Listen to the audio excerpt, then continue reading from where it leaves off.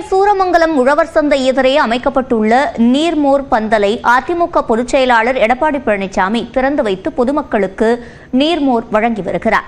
கூடுதல் தகவல்களை நமது செய்தியாளர் கோகுலிடம் கேட்கலாம். கோகுல், விவரங்கள்.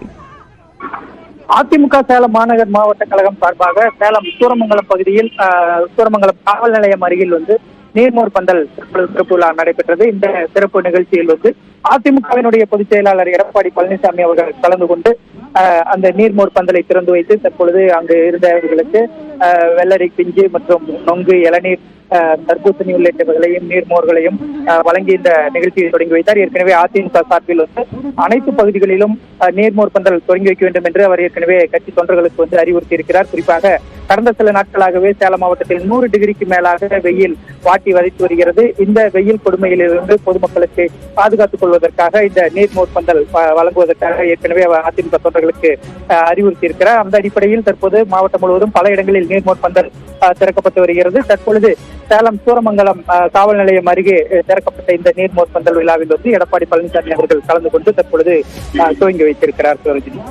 விவரங்களை வழங்கியமைக்கு நன்றி கோகுல்.